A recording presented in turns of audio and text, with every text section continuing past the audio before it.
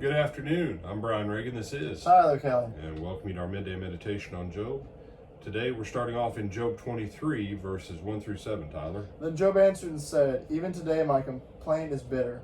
My hand is listless because of my groaning. Oh, that I knew where I might find him, that I might come to his seat. I would present my case before him and fill my mouth with arguments. I would know the words which he would answer me and understand what he would say to me. Would he contend with me in his great power? No, but he would take note of me. There the upright could reason with him, and I would be delivered forever from my judge. Okay. So this is Job. Job is starting to reach his frustration point.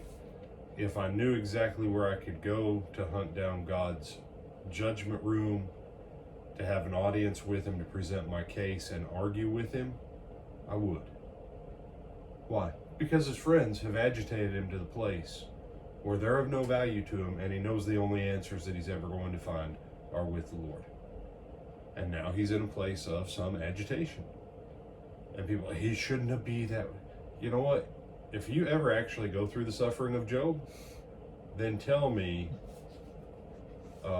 how you would handle it differently than Job. I get tired of people that are like, I've had the suffering of Job. When? Almost no one ever loses as much in one 24-hour period as Job did. And then it got worse. And then it got worse after that.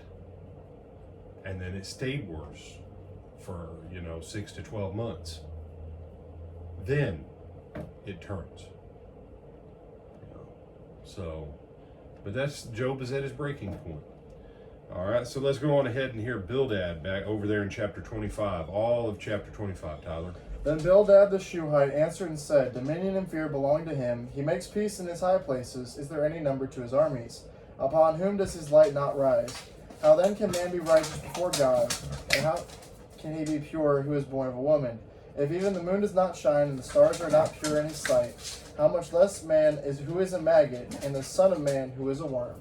All right, so Bildad's answer is, we are all garbage in front of God, so you should just be quiet. That's Bildad's whole argument. He said, that's not much of a friend. Yeah, that's been Job's point. All right, chapter 26, 1 through 4, Tyler. But Job answered and said, How can you help him who is without power? How have you saved the arm that has no strength? How have you counseled one who has no wisdom? And how have you declared sound wisdom to many? To whom have you uttered words, and whose spirit came from you? All right.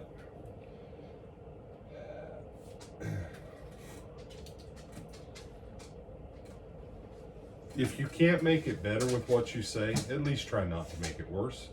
And that's the heart of what Job is saying here. It was already bad. You made it worse. You could have spoken something useful to me, something encouraging, like, Job, someday you'll be dead, and then you'll be before God, but all of your suffering in this world will be over, so just hang on until God calls you home. We know that you're not a bad guy. We have no clue why any of this is going on, so just don't quit until you die, and then you can go to God. Now someone will go, that's not helpful. It'd be more helpful than what they said. How do I judge another person's heart? I can't. But they're continually judging Job as wicked. They're saying, God's good, you're evil. And we're taking God's side. Sanctimonious foolishness. Okay? If you can't make it better, do your best to not make it worse with what you say. And you say, how do I know? Sometimes that means just shut your mouth. Oh wait, Job already said that. Would y'all just please shut up? People, you shouldn't say that to people, brother. Job said it. God recorded it. So apparently God was fine with it. Okay? But to walk up to someone and go, I got no clue what you're going through. I can appreciate, though, that you're in a place of suffering. If you're fine with it, I'd just like to sit with you for a little bit, have a cup of coffee, and if you feel like chatting, I'm here to listen, man. And then call it good. Call it good. All right. Then what do we have? Chapter 27, 1 through 6. Moreover, Job continued his discourse and said, As God lives, who has taken away my justice, and the Almighty, who has made my soul bitter, as long as my breath is in me, and the breath of God in my nostrils, my lips will not speak wickedness, nor my tongue utter deceit. Far be it from me that I should say you are right. Till I die, I will not put away my integrity from me. My righteousness I hold fast, and will not let it go.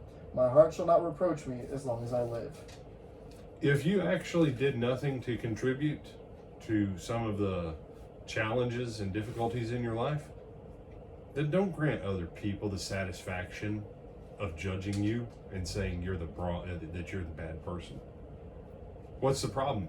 In America, with the victim mentality, nobody's wrong except for the bad guy. You know? But if Tyler looks at me and says, "You look like a dork with those glasses," and then when he wakes up, he has a sharp pain in his nose. In America today, we go, "You're a bully because you punched him." Yeah, and he was a smart aleck for shooting his mouth off. You see, there's a lot of times where there's a both and. In this instance, though, Job can honestly look at these guys and say, no, for what you've accused me of, no, not valid. And I'm not going to give you the satisfaction of agreeing with you and betraying my own self. And this is why when you go to court for like a traffic violation or something, someone's like, "Brother, I was speeding 29 miles an hour over the speed limit." And they've offered, to say that, I failed to make a left-hand turn with the signal on. It's 1 point on my license, but it's a $500 fine. What should I do? I tell them, plead no contest. Plead no contest. Don't say I'm guilty, because you're not. What you're being charged with after plea bargaining is not what you did. So you can't say not guilty. You can't say guilty. What you have been charged with, you could say guilty.